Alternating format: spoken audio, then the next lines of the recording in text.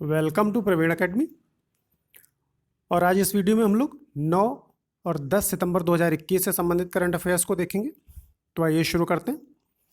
पहला क्वेश्चन है, नागालैंड में बड़े पैमाने पर कोयला खनन से उच्च स्तर का मैंगनीज प्रवाह और चाय बागानों से अपशिष्ट निर्वहन के कारण कौन सी नदी का जल असम में प्रदूषित हो रहा है? पहला ऑप्शन है भोगदोई नदी, दूसरा तीस्ता नदी, तीसरा कामेंग नदी और चौथा जिया बरेली। तो सही आंसर इसका ए है, भोगदोई नदी है। और यह नदी एक अंतर्राज्यीय नदी है जो असम और नागालैंड के बीच बहती है और ब्रह्मपुत्र के संगम के पास धनश्री नदी में मिल जाती है। दूसरा क्वेश्चन है, हाल ही में उत्तर प्रदेश पर्यटन विभाग के द्वारा जल पर्यटन को बढ़ावा देने के लिए किसके बीच क्रूज सेवा शुरू की गई है? पहला ऑप्शन है वाराणसी और चुनार के बीच, दूसरा प्रयागराज और वाराणसी, तीसरा इलाहाबाद से हल्दिया और चौथा अयोध्या से मिर्जापुर के बीच में। सही आंसर इसका ए है, वाराणसी और चुनार के बीच में की गई है। और यह क्रूज सेवा गंगा नदी में वाराणसी से मिर्जापुर के ऐतिहासिक चुनार किले तक संचालित होगी।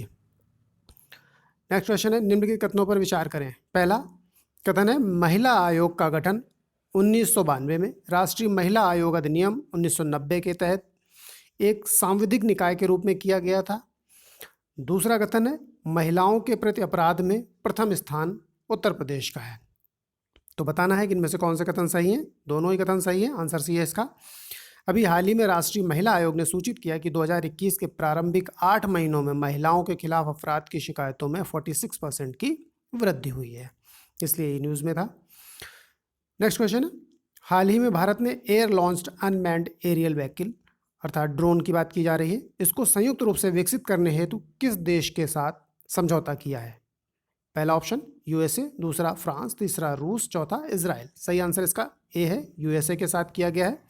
और भारत के द्वारा रक्षा व्यापार और प्रौद्योगिकी पहल को वर्ष 2012 में सैन्य प्रणालियों के सह उत्पादन और सह विकास के लिए शुरू किया गया था, उसी के तहत यह समझौता किया गया है।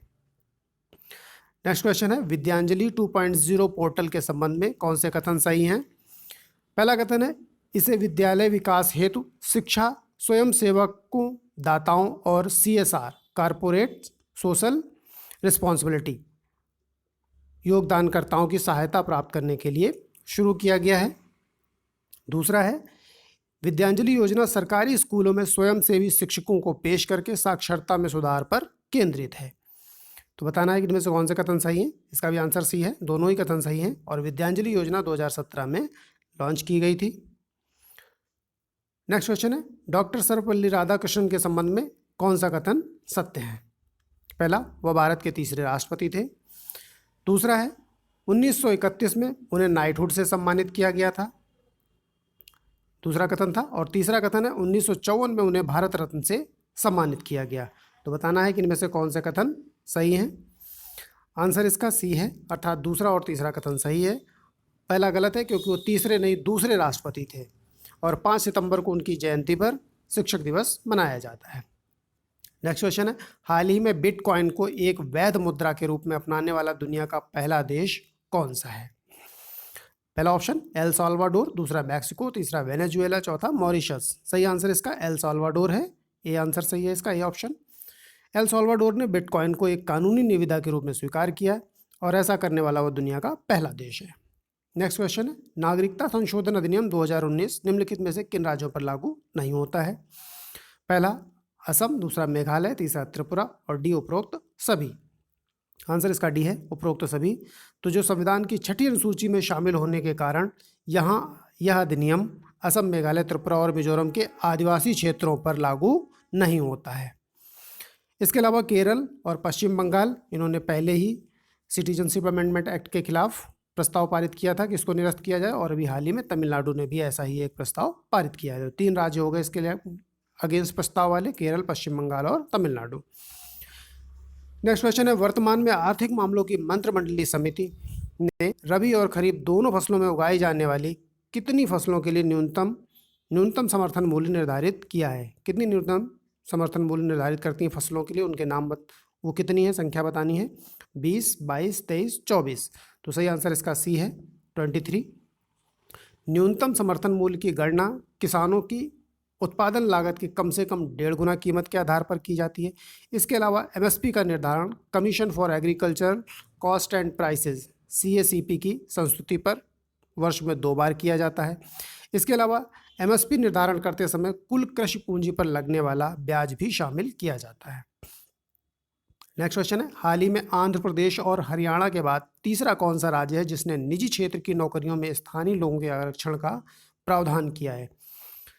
पहला ऑप्शन है झारखंड, दूसरा उत्तर प्रदेश, तीसरा गुजरात, चौथा मध्य प्रदेश। सही आंसर इसका ए है, झारखंड है।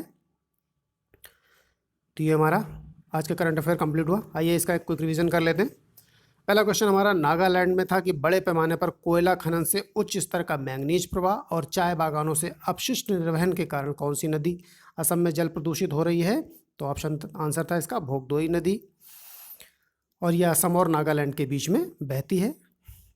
दूसरा क्वेश्चन हमारा, उत्तर प्रदेश पर्यटन विभाग के द्वारा जल पर्यटन को बढ़ावा देने के लिए क्रूज सेवा शुरू की गई है, किसके बीच में? वाराणसी और मिर्जापुर के चुनार के बीच में। नेक्स्ट क्वेश्चन हमारा था महिला आयोग का गठन कथनों पर विचार करना था। तो महिला आयोग का गठन 1992 में राष्ट्रीय महिला आयोग अधिनियम 1990 के तहत एक सांविधिक निकाय के रूप में किया गया था, ये सही था। दूसरा, महिलाओं के विरुद्ध अपराध में प्रथम स्थान यूपी का है, ये भी सही था। इसके अलावा महिलाओं के प्रति अपराध में भी पिछले 8 महीनों में 46% की वृद्धि हुई है, राष्ट्रीय महिला आयोग ने ये सूचित किया है। नेक्स्ट क्वेश्चन था हमारा, ड्रोन को संयुक्त रूप से विकसित करने हेतु किस देश के साथ भारत ने समझौता किया है? तो आंसर था इसका यूएसए के साथ में। नेक्स्ट क्वेश्चन था विद्यांजलि 2.0 पोर्टल के संबंध में कौन से कथन सही हैं? तो इसे विद्यालय विकास हेतु शिक्षा स्वयंसेवकों, दाताओं और सीएसआर योगदानकर्ताओं की सहायता प्राप्त करने के लिए शुरू किया गया था। इसके अलावा यह योजना सरकारी स्कूलों में स्वयंसेवी शिक्षकों को पेश करके साक्षरता सुधार पर केंद्रित है। दोनों ही कथन सही थे और 2017 में इसको लॉन्च किया गया था। नेक्स्ट क्वेश्चन था डॉक्टर सर्वपल्ली राधाकृष्णन के संबंध में। तो वह भारत के तीसरे नहीं दूसरे राष्ट्रपति थे। इसके अलावा 1931 में उन्हें नाइटहुड से सम्मानित किया गया था। 1954 में उन्हें भारत रत्न से सम्मानित किया गया था। नेक्स्ट क्वेश्चन हमारा बिटकॉइन से संबंधित था कि इसको एक वैध मुद्रा के रूप में अपनाने वाला पहला देश कौन सा है? तो एल साल्वाडोर है। इसके अलावा नागरिकता संशोधन अधिनियम पर किन राज्यों पर लागू नहीं होता है? तो असम, मेघालय, त्रिपुरा, इन तीनों राज्यों पर लागू नहीं होता है। इसके अलावा मिजोरम भी है जहाँ के आदिवासी 6ठी अनुसूची में शामिल हैं और आदिवासी क्षेत्रों पर ये लागू नहीं होता है। नेक्स्ट क्वेश्चन हमारा था आर्थिक मामलों की मंत्रिमंडलीय समिति रबी और खरीफ दोनों मौसम में उगाई जाने वाली कितनी फसलों के लिए न्यूनतम समर्थन मूल्य निर्धारित करती है? तो 23 फसलें हैं उनके लिए निर्धारित करती है। और सिफारिश कौन करता है? सीएसीपी करता है। नेक्स्ट क्वेश्चन था आंध्र प्रदेश और हरियाणा के बाद तीसरा कौन सा राज्य है जिसने निजी क्षेत्र की नौकरियों में स्थानीय लोगों के आरक्षण का प्रावधान किया है? तो झारखंड इसका आंसर था। तो हमारा रिवीजन कंप्लीट हुआ। Thank you.